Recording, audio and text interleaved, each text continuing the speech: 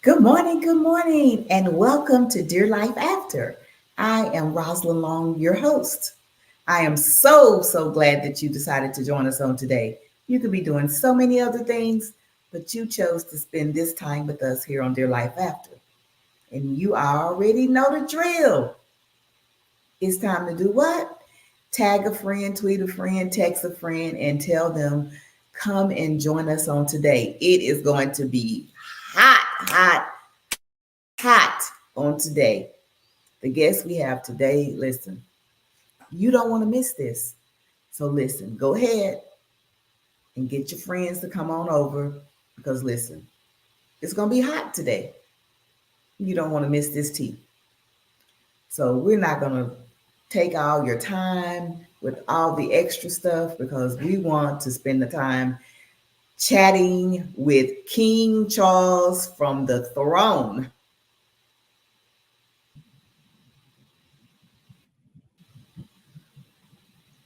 Hi, Ross. Hey, how are you? I'm good. I'm good. I'm good. I'm excited to be on here. And thank you for inviting me. Wow. I'm excited to have you. I'm so honored. I'm so honored. Yes, absolutely. So we know that you have the throne, but we know we have some other things in common outside of podcast and stuff. We kind of talked about this on the throne a little bit. We have both spent some time being incarcerated.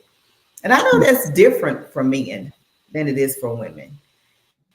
How Yeah. did that change your life?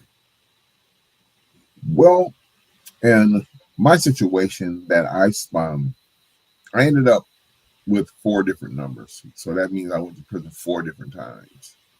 And it all equates to about 23 years of my life. So each experience that I went, there was a it was a different experience, and coming away from that, I was a different person the first time. I was a different person than that the second time, so on and so on. It's just it's just last time that I got a message. I was sitting in what they call the chow hall. It's where you eat at, and I was sitting there, and these two men came in to eat, and they were about 80 years old. One was in the wheelchair, and one was pushing him. I didn't know the modalities of their Ooh, illnesses, but my voice, my own voice in my head told me that that's going to be you if you keep on. wow. And yeah, and at that time, I just got scared to death, and I didn't want that to be me, and that was it. I had I Wow, had to wow. give I had to give I had to give with my God at that point, and just pray and just ask Him for the wisdom, courage, knowledge, direction of my change. Where is it at? Just guide me. So, do you think that that's where the rubber meets the road, so to speak? Like that is what our men are missing is that understanding that they need a higher power, whatever that is for somebody. I mean, everybody might not believe in the God that we serve, so to speak. But do you think that's what the need is, so to speak, so that because they need help, and it's not something that you can just change like that on your own. It's true.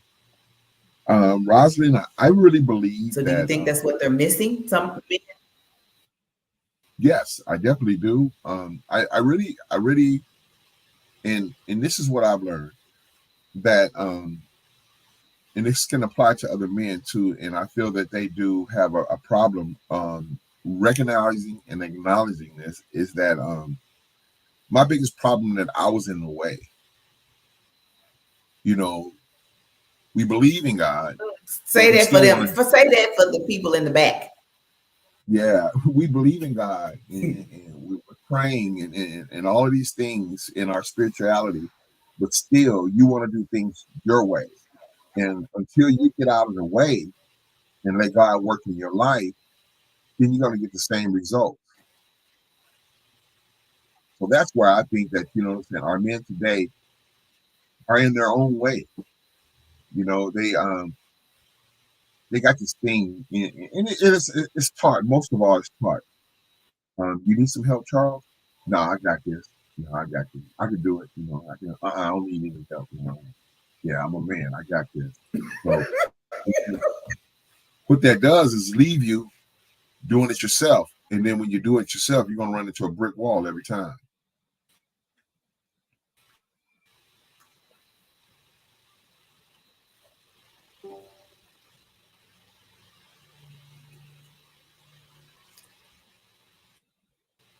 So that's pride, right? Yes, So that, and do you think that's a major issue uh, for in our culture? Let's talk about our men. I think it is. First of all, let me say this: our culture, there's a lot of things shifting right now, and I think we all need to be aware of that. That there's a lot of things shifting, and pride and ego is our biggest enemy. A lot of men, Mm, and I had to say for myself is that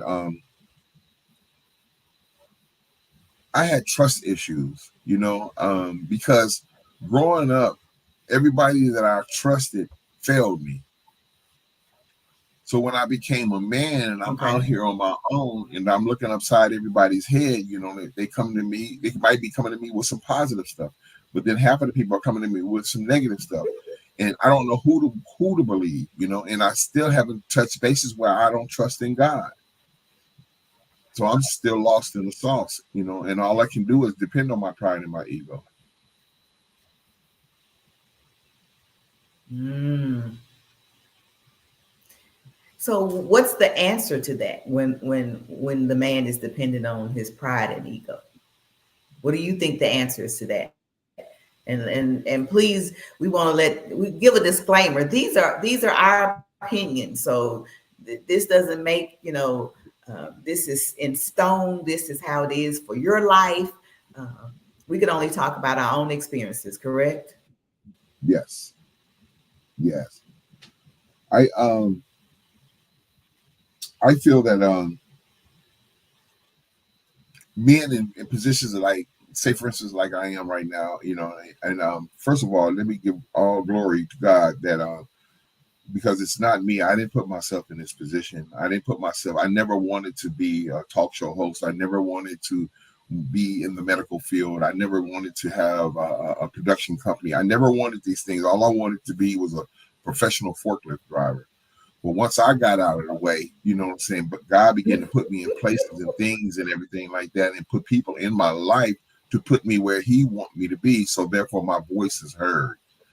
Um, Now, backtracking to your question, and I feel that a lot of our men are just literally in their own way, and they just don't have nothing to go on to. They don't have the evidence. See, I never really had anybody to look up to model after, and it's so vital Okay. today that I stay in a position that I'm doing the next right thing at all times.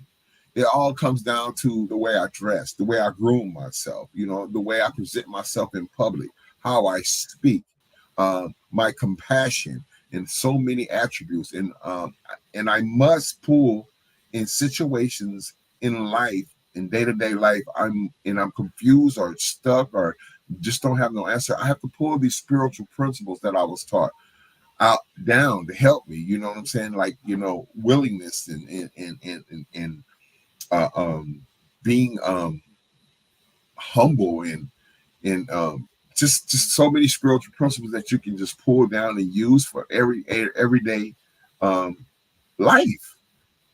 But I feel that, man, it's so many Mm-hmm. things in life that they're just not paying attention to where they are, you know what I'm saying, in their spirit. Yeah. And that's important. And to go from four times, four times, not one, but four times, Hmm. and to then only aspire to be a forklift driver, and now you are successful in the medical field. You are successful, as your podcast, talk show, production. So that's quite a life, what I'm saying, that God has given you from where you came from, you know? Yes. And Yeah. from me to you, I'm so proud. I think it's awesome, it's amazing, because I think somebody out there needs to know that their life isn't over. Like, that's not the end, because they're in prison, or they've been to prison, that's the end all be all of life, that you will not be able to succeed in life and be successful, and do the things that you aspire to do, because you went from aspiring to be a forklift driver, and God opened up so many other things in your life. you know we don't Yes. even know what's in us sometime until we get with him. That's true. Not just men, but women as well. We don't even know what God has in us until we get with him, because he has so That's much true. for us, and that's why it tells us, what? I know the plans I have for you. We can't even imagine the things, the things that even the other things that are coming for your life. you know that's Yeah. what's so great about him and having a relationship with him, is the not knowing the awesome things that he's going to do in our lives. Um, I know so often in our culture, and especially with our men, and I don't know if we've talked about this before, but like, what's the taboo for men in counseling? How do you feel about that? Um, I feel that stereotypically, as African Americans, especially here in the States, we have a problem with that. We have a problem with counseling and therapy because of stereotypes, for one. And another thing Yeah. is we have a tendency of holding on to our secrets to the bitter end. A lot of us will die with our secrets, and you wondering why my life is going this way, or why I cannot connect with a woman to where I can have, what I'm saying, a beautiful marriage, or why can I connect in this industry, or why can I connect in this social environment. It's because you don't have the tools. The only way that you can get the tools, you pretty much have to drop out and just leave yourself receptive.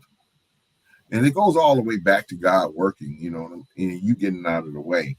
But I think that we have to understand that we need therapy. We all need therapy, especially if part of my tribe. I'm a black man, and I I learned about therapy because only, and this is the thing, I didn't, I knew about it, I knew the word, all of this stuff like that, but I didn't know the real gist and the real core of therapy or counseling until there was, shout out to Dr. Tanisha Guy, and shout out to Dr. Uh, um, oh my God, I'm getting a brain fart right here. But That's okay. a couple of therapists came into my life, and they were co-hosts and business partners, or whatever the case may be.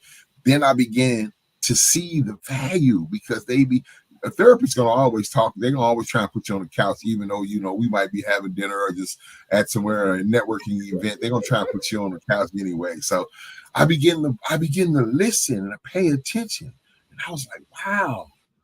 So the first time that I sat down in front of a therapist, and I left there, I felt a freedom. I felt a huge freedom, and I was so eager to go back.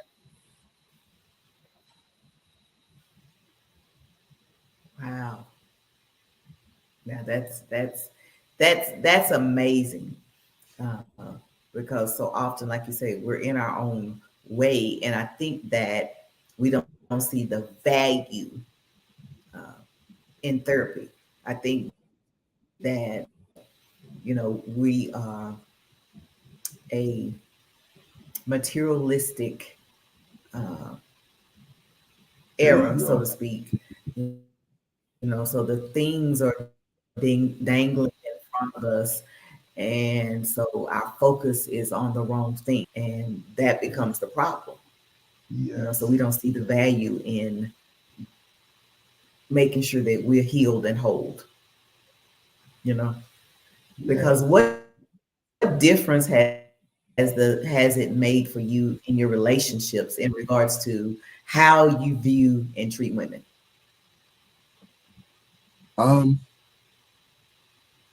I had to what it did is allow me to tell my secrets and not without judgment. And knowing that my secrets are safe. It's not used against me. And I'm a victim of molestation. Okay. And my Okay. molesters were female family members.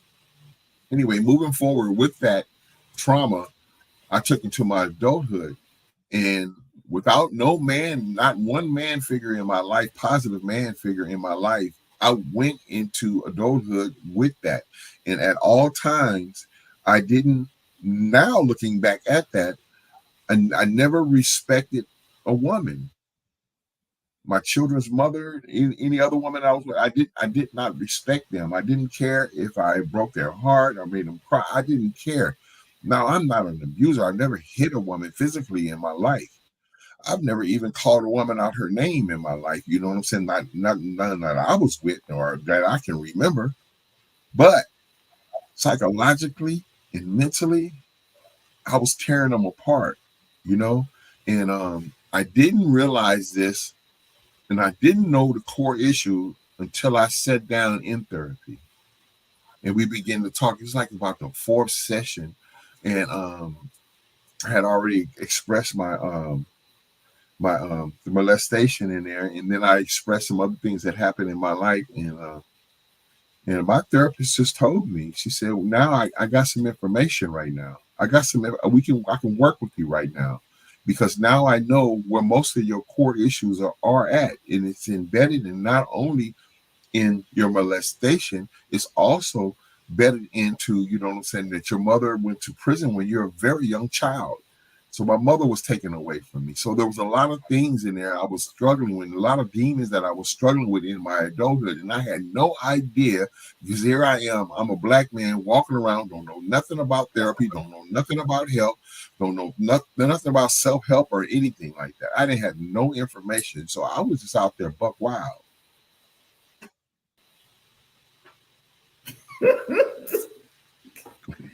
Because until you got to therapy, how were you said you were buck wild. Yes. What does buck wild look like before therapy? Well, well, I didn't understand or embrace the value of true relationship, true love, true respect. I didn't understand the concept of the institution, of even marriage. I didn't, I didn't, I didn't know how to love myself. And with me not knowing or have the capacity of love Mhm. myself, how can I even love anybody else? That's backwards because it starts with me. It's an inside out job. So therefore, the only way that I can properly love a woman is that I have to properly love myself first. And then that love within me can be plenished to her. At least that's my belief. Oh, absolutely. Absolutely. I think that this is what happens is that so often, um, I guess the denial of understanding that I have an issue, because like any issue or addiction, anything, we have to first admit that we have a problem. Mm-hmm. And then once we admit we have a problem, then from there we can, seek, okay, what is the resolution for this? How do I obtain help and being able to, overcome this, heal through this. Um, but so there was a question asked that says, how has surviving this experience shaped your outlook on life and personal growth? Well, with these experiences, with these experiences and going to therapy, I got a chance to rewind the tape on a lot of things and pull a lot of lessons out of it. So with those lessons, it guides my feet and how I take my steps in my life today. Everything that I say, everything that I do is very, very, very, very calculated, because the simple fact is, it's extremely important that these young brothers that's 20, 25, 30, 35, or 40, or whatever the case may be, even people that's young brothers that's underage, they can see a man walk in his truth. See, one thing I don't have to do today, Roslyn, today I don't have to lie. I don't. I don't have to lie, and I'm not going to lie. And because I've lived a lie my entire life, and that's such a huge burden. I I I freed myself from all the secrets and the lies. I don't. If something I say out of my mouth bothers you, that don't have nothing to do with me, because that is my truth. That part. That part, and Yes. it's a wonderful place. But the biggest thing is that I get the chance to be the person that I needed a long time ago. Yes. That is amazing. That is amazing. It would be so so many people, and not just men, but women as well. Like you said, they have secrets, and when you have those secrets, you're not free. Mm-mm. That holds you down in life. That's a weight. That's a weight. That's something you're carrying that doesn't even belong to you, that you shouldn't be carrying around. No, It's like going to the airport, and I already have my luggage, but I decided I'm gonna pick yours up too. It doesn't belong. it It's don't it's too belong with much me. to it's too much to carry. It's too much to carry in life, you Yes. know. And I think that our young men really, have to be able to see, more of men being releasing those secrets, and knowing that, okay, well, I don't have to lie, because that's you got to remember what lie you told, and that's too much. A I lot of don't have work. the mental capacity for that. That's that's A lot of work. that's a lot of unnecessary work, right? Yeah, Because you could be doing something else with that. it's a lot of energy, and it's a lot of work. And once you get surpassed that, and you're not doing that, you see the freedom and that the room in your headspace that you don't have to even deal with that anymore. It's so much more that you can. Then you begin to make moves and say, okay, I'm liking this right here, because you're in your truth. You don't have those secrets. Let me say this, Roger. Secrets make you sick. It keep you sick. And we had brought up something early in the show, and I want to say this. I think complacency plays a huge role in why the men of today are not taking the steps to heal or take a look at their trauma. It's because they've gotten so complacent in where they are in life. I'm good, and they don't want it. They just don't want to look at. See, it takes a lot of work, and it's very, very, very uncomfortable to look at yourself. Not only that, when you begin to look at yourself and and you get the information and the knowledge that you do have to change, now here comes some more pain, because change is uncomfortable. But anything that you need or want or is valuable to you in life, you're going to have to work hard for, and there's going to be some uncomfortability in that. So if you're not willing to drop out and be uncomfortable for a little bit, then okay, you need to go ahead and sit where you at. Because other than that, you're just going to be in the way anyway. Yeah. Change is uncomfortable. Change is uncomfortable. And so you feel like you started the journey of being free, being someone else in prison. Because I know for me, like, that was my time to deal with all of my stuff, because I knew that particular journey was, like you say, uncomfortable. It's ugly. I tell people, you might spend some nights crying and a whole lot of other stuff, getting out of your own way, so to speak, because you've been in your way all those years, you know. And so here you are, like, for me, I was in my 40s. It's like, okay, I got to deal with this. I got to deal with I was molested. I got to deal with these things on why, I've acted this way in relationships, um, because not knowing who I was and not truly loving me. So I couldn't love someone else. But again, That's my right. time to start that process was prison.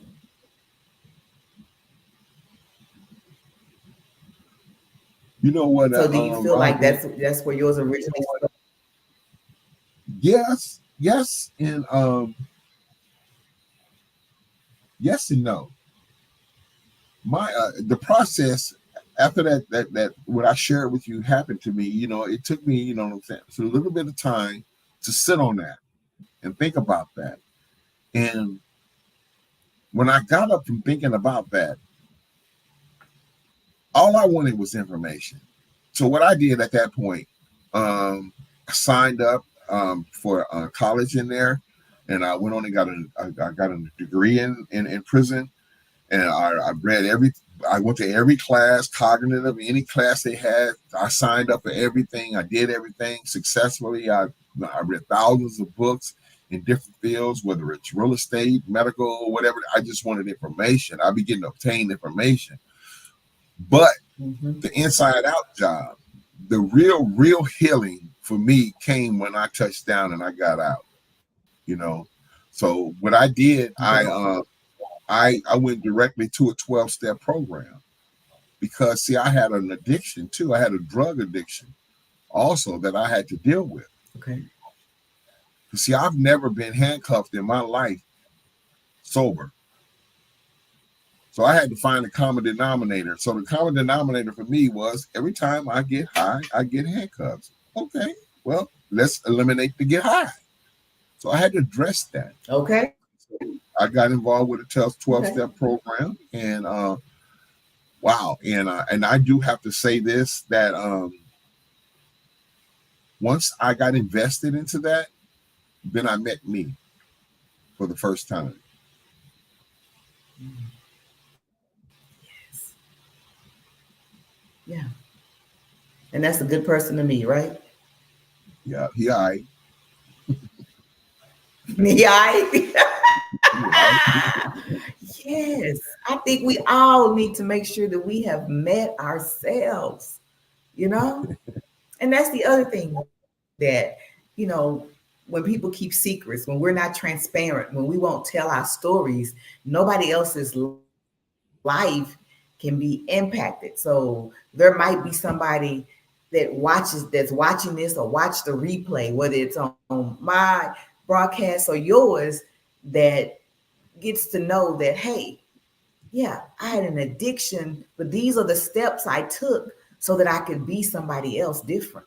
And how important that is, to your survival, to being you, yeah,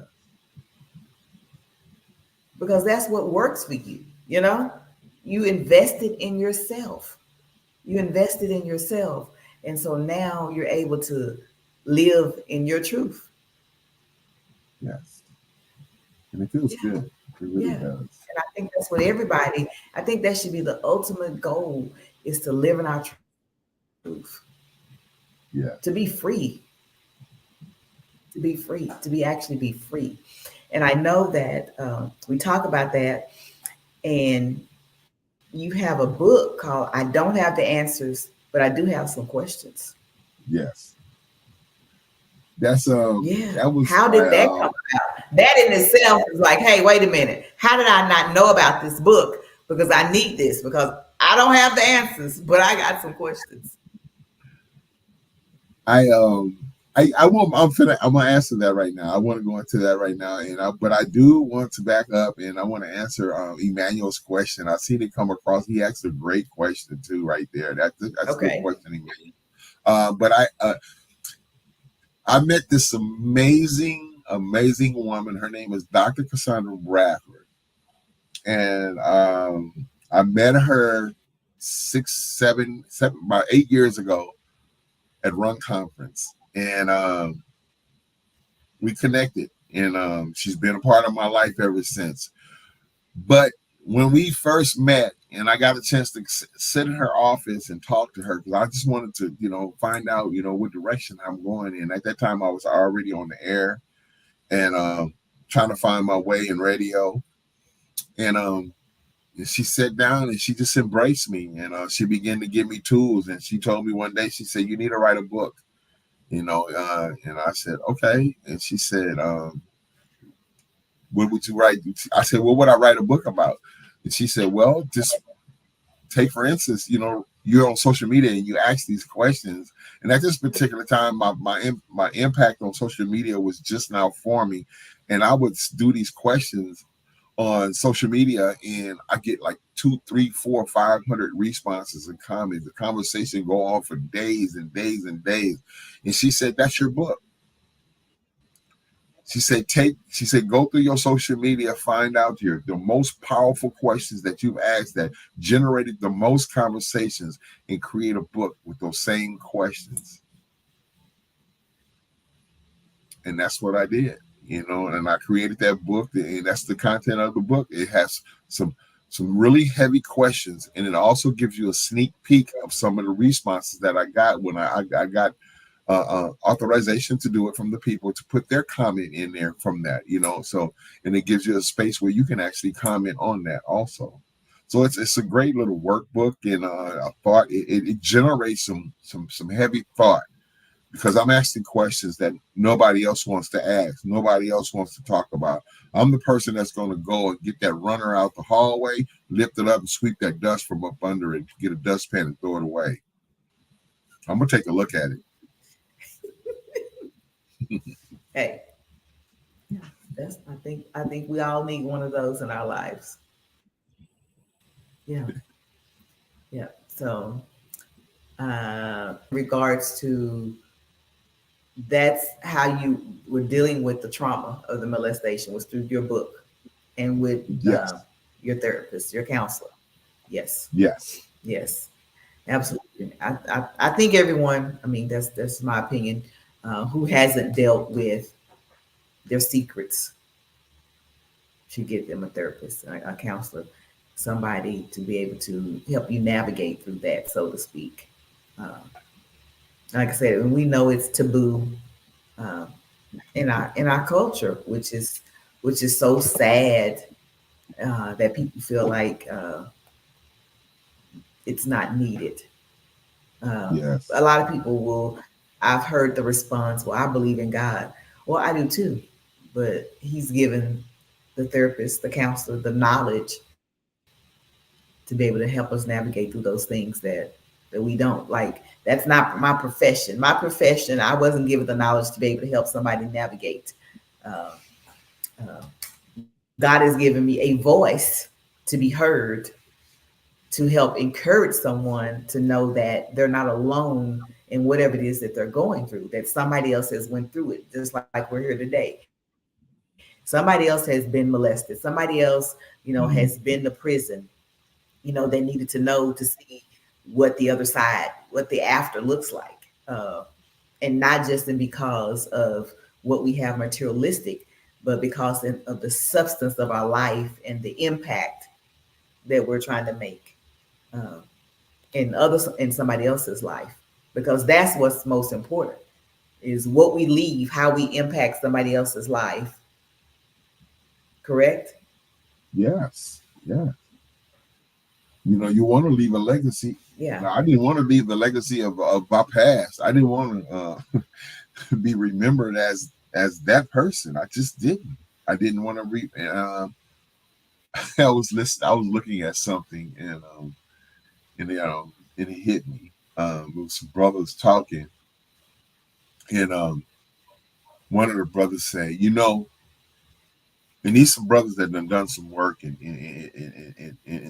sitting right with God, sitting right within themselves, sitting right within their family structure, sitting right in the community. So one of the brothers said, you know, if I go right now, man, I'm all right. I'm good.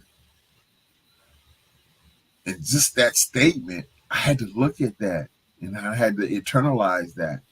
And I said, what about you, Charles? And I said, my answer was, yes, if I go right now, I'm okay. I'm okay with the legacy that I have today now. I couldn't say that in the past, but I can actually say that today, that I've made a mark. I made some great memories for the people that I love and love Mm-hmm. me. So, yes, if it's time for me to go, I'm okay with that.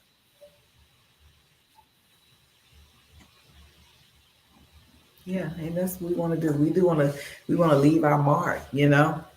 Sometimes people ask the question, like what is your dash? You know? Hey, we have that year that we entered into this onto this side, that we came in, but what is the dash? What is the in between? You know? In That's what's between. important is what is that dash in our lives, you know? And so what would you tell, the man who is who's holding on to those secrets? What Um, advice would you give him? I would say find somebody that you trust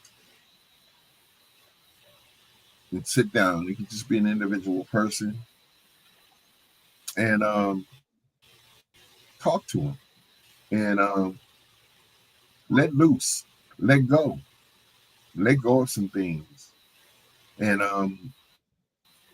just one thing, just take one thing. Take this as an example. Find somebody you trust and take one thing that you've never told nobody and never told no one and share it with them. Mm-hmm. And y'all talk about just that one thing. And you let that person hold that. Now, over a period of time, no one else knows about that. And that person still knows that. So now go back to that person and then drop all the way out. But in the process, make sure that you're praying and make sure that you're asking God for the courage, the strength, the knowledge, in different attributes to be you. God's given you all the tools. You just haven't activated them yet. And sometimes we have to ask for strength and courage just to activate those things. So, yes, you have to, your secrets have to be voiced out loud. And somebody else has to hear them without no judgment. But y'all can have a conversation out of that. But once you let go of that, and once you've expressed that, once you've told that secret, that experience just for that one secret, it's going to motivate you to drop all the way out because it's a great feeling. Freedom, it's a great feeling. Mm-hmm. Freedom. Freedom is a great feeling. Yeah, freedom is a great feeling. What about the young man who is addicted? Mm, that's hard. What about that young Um, man? that's hard right there, Roz. I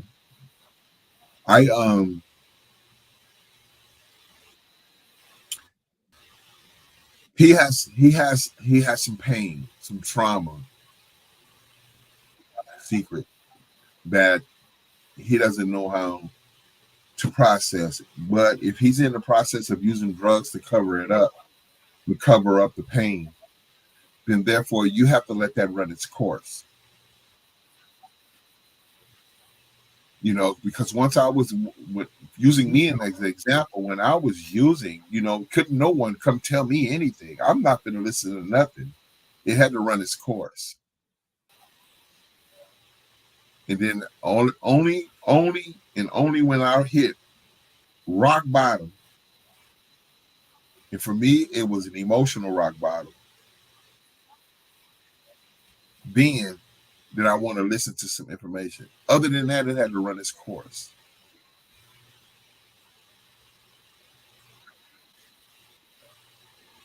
But we still have to stay present in giving these guys, putting the information out there. Keep out. So we have to keep pushing the information out there, pushing positivity, pushing information as far as what a man does, what a man stands on, how a man dresses, how a man speaks, how a man respects people, how a man carries himself. We have to put the information out there so when they are ready, it's there for them to pick up. So we don't just give up on them. We just keep doing it. As long as I'm walking right, I'm going to be a beacon of hope for somebody young for when they're ready.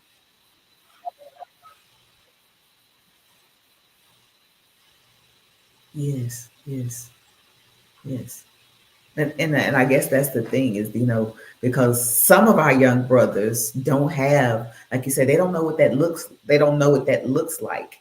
That beacon of light, that man that's walking, as they, we would say upright, you know, living in his and walking in his truth, so to speak, free from the secrets, free from those things of that held him captive, you know, mentally more than anything, even if not physically, but mentally.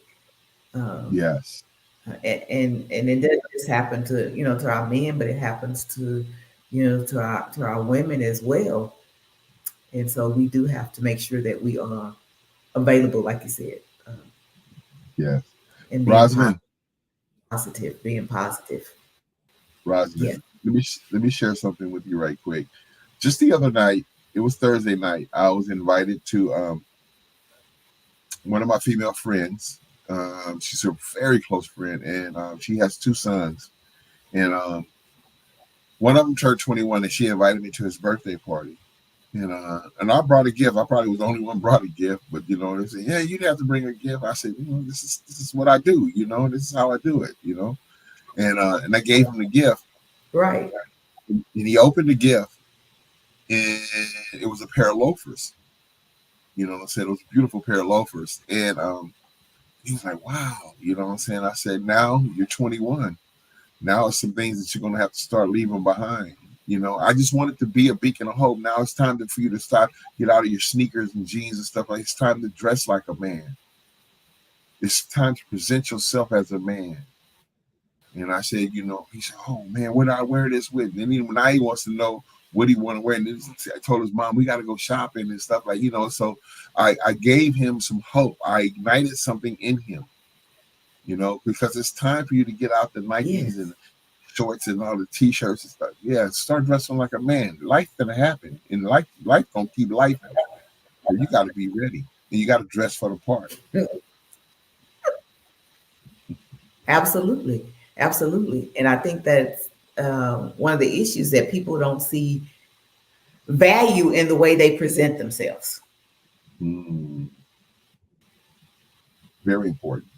And not just our men, our young women. But Yes, yeah, people very don't see important. value in the way they present themselves. It's very important. It's very If you important if you because leave, you don't if you leave, have another chance to make a first impression. no. And it's like this, Roslyn. What you lead with is what you get.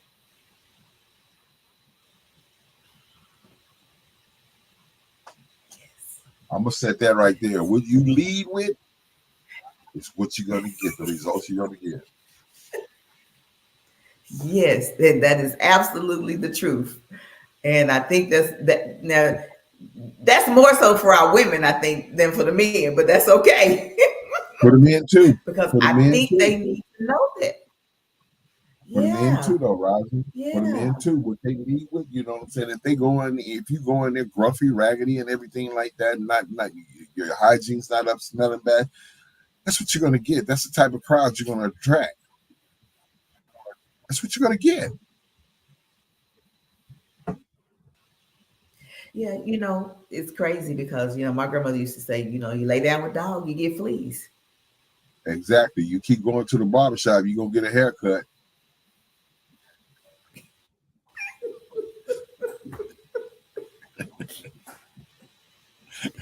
Yes, absolutely. So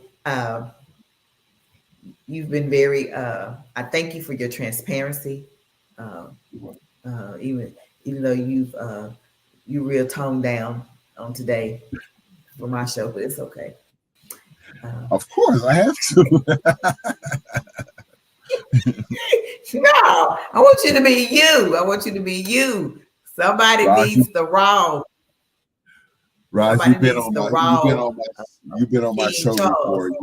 You've been on my show, and I want to say thank you for that.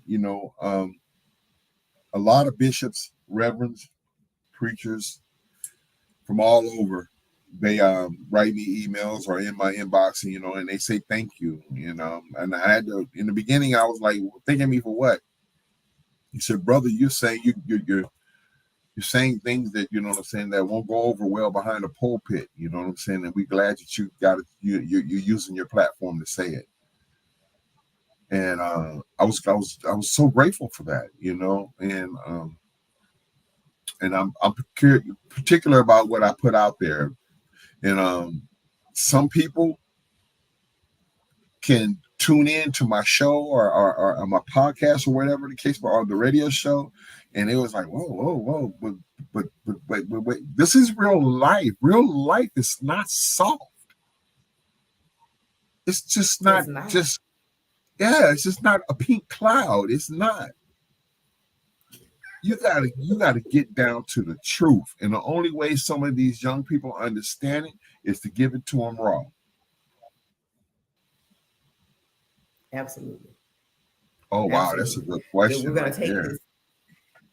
Wow, wow. Um, That's a loaded. That's a loaded one, that's a right? good one. Would you like for me to answer that, Roslyn? Yes, absolutely. Um, it's hard when you're talking to a child that has been molested, a young boy that has been molested, because it takes some courage and maturity to overcome that and express that. But a child is so fragile; they'll hold on to that much harder than an adult will.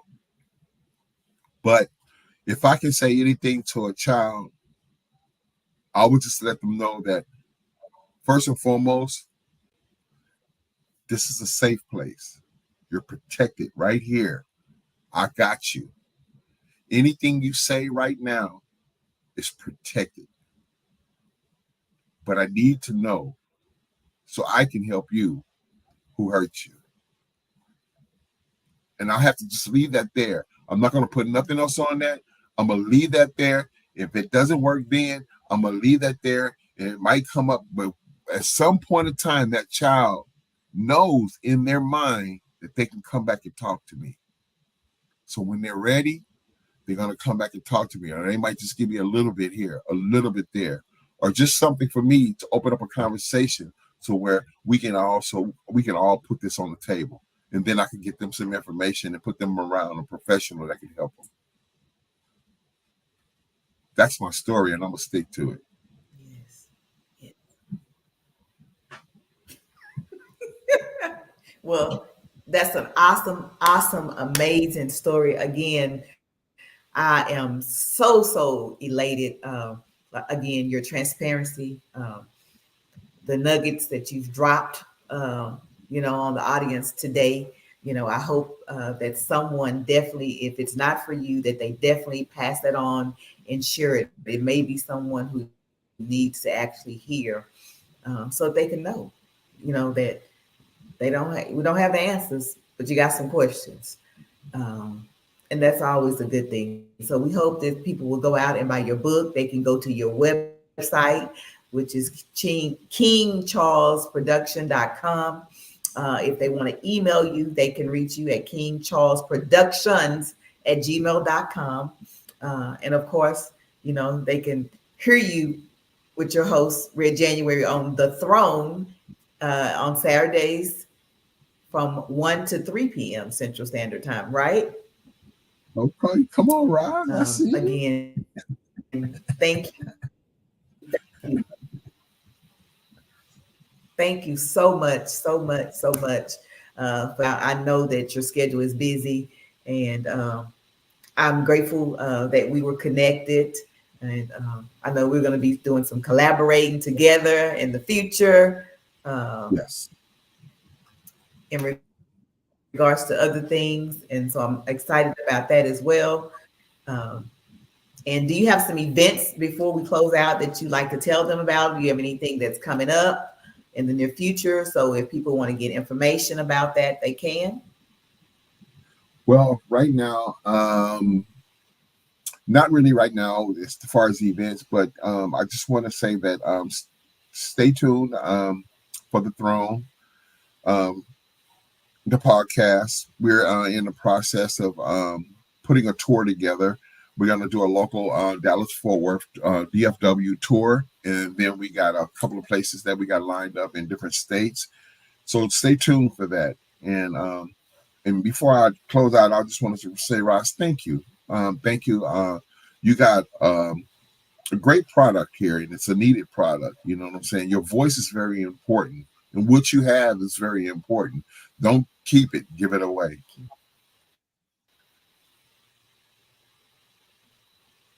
Thank you. Thank you so much. Thank you so much.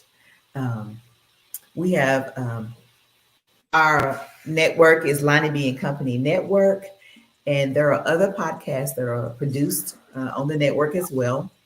We have Morning Tea with Lonnie B Monday through Friday. On Sundays, we have Motivation Moments with Greg Bloomfield on Sunday evenings at 7 p.m. You don't want to miss shows. We also have Multivitamin Moments with Greg Bloomfield on Thursdays at 7 p.m. Central Standard Time. We also have Time of Refreshing with Manny Cush every third Friday at 8 a.m. Central Standard Time. And then on second and fourth Friday, we have Africa Restoration Movement every second and fourth Friday at 8 a.m. Central Standard Time. And of course, on Saturdays, we have Dear Life after at 11 a.m. Central Standard Time. But on Wednesday, we have Victorious Victory International Church at 7:30 p.m. Word on Wednesday Bible study. So there are so many other shows here on the network that you can receive a word, and also have the virtual conference, Mrs. virtual conference that will be on Saturday, July the 20th at 8 a.m. Central Standard Time. So please go to Lonnie B and Company Network. And also, my YouTube is up and running. So if you are not following me, I need 1,000 subscribers right away. And I know we can do that. So go ahead and follow Dear Life After Podcast on YouTube. Subscribe, share it with your friends, and come on and join us on Saturdays at 11 a.m. Central Standard Time. And as I always say, make it a great day on purpose.